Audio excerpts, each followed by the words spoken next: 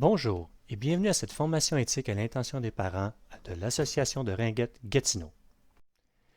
Lorsque nous encourageons nos enfants à faire partie d'un sport, nous les parents aspirons tous à ce que nos enfants vivent une expérience enrichissante et positive.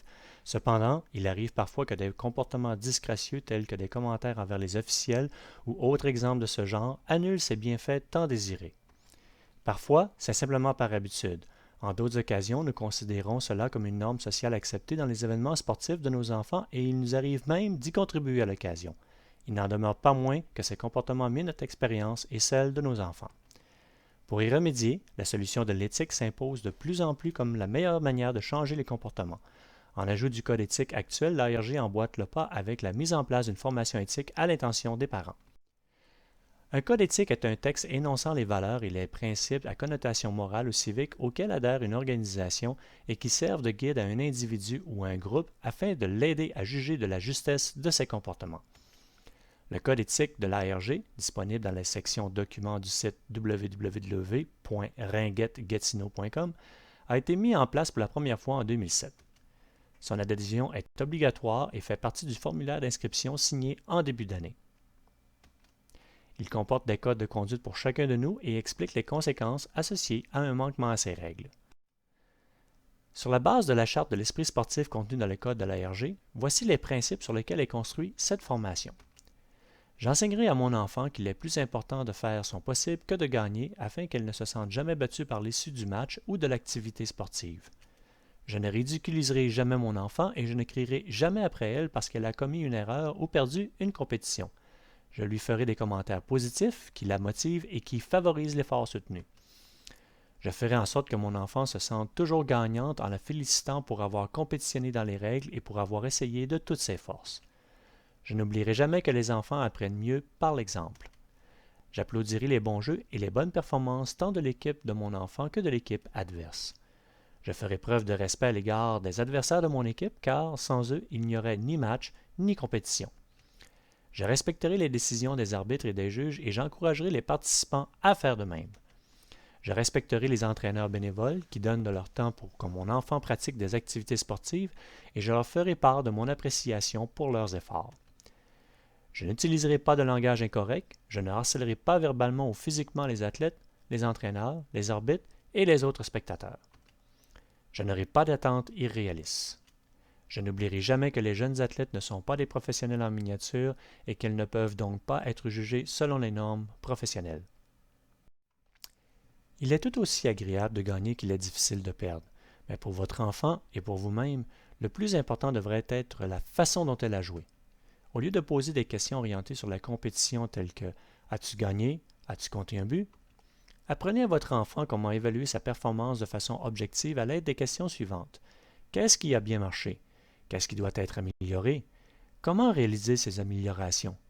Quels ont été les faits saillants? As-tu eu du plaisir? Les parties que jouent nos enfants sont souvent le théâtre de beaucoup d'émotions pour nous les parents. Apprenez à reconnaître cet état de fait. Donnez-vous un peu de recul avant de commenter la performance de votre enfant afin de recouvrer votre objectivité.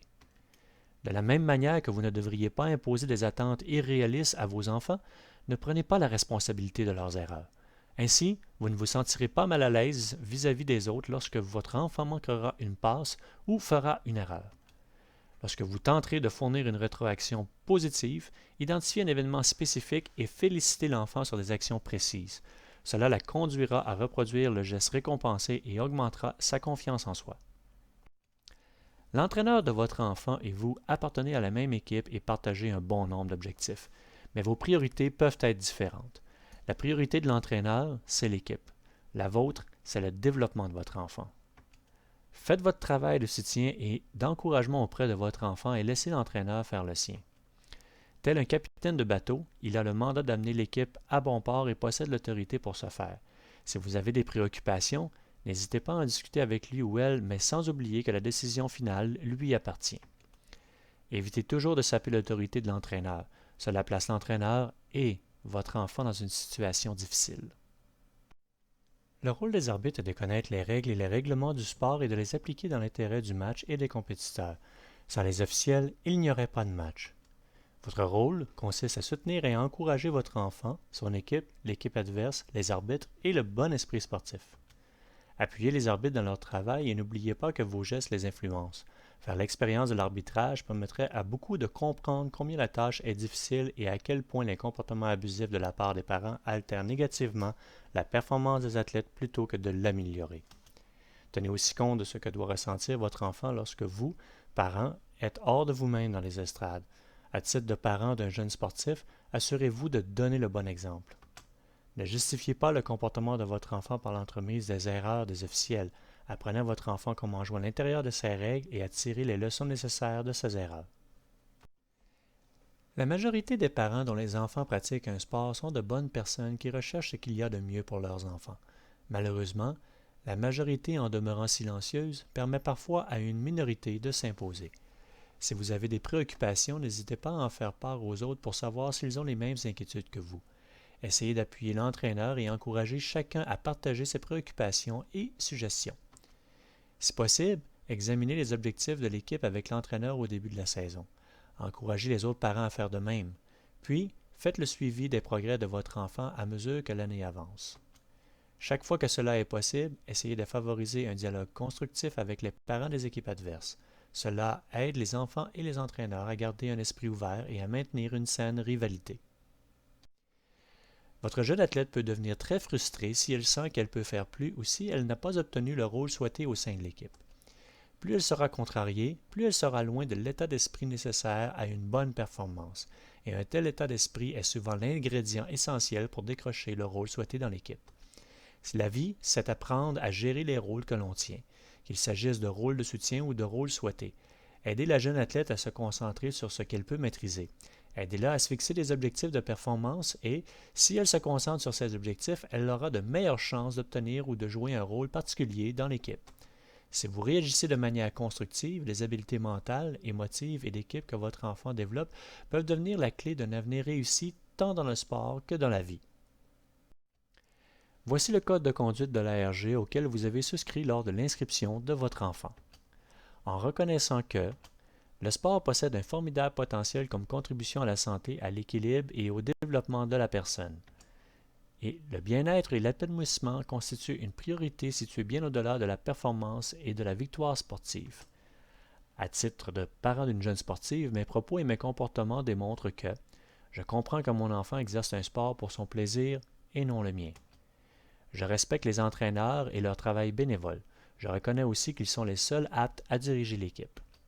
Je comprends la tâche difficile des officiels et je respecte leurs décisions. J'exige un comportement similaire de mon enfant.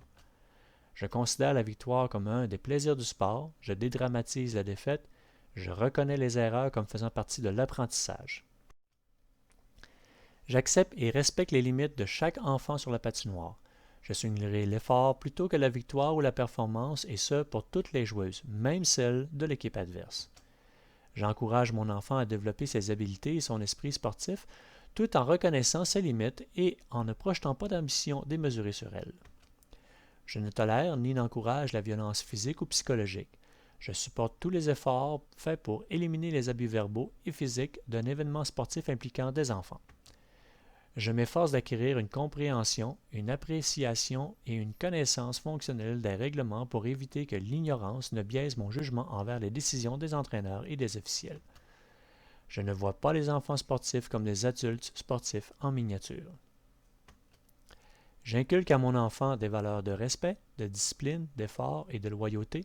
Je le responsabilise à respecter les règlements, les règles du jeu ainsi que la charte de l'esprit sportif. Et la ringuette est un sport collectif. Je valoriserai le jeu d'équipe plutôt que le jeu individuel.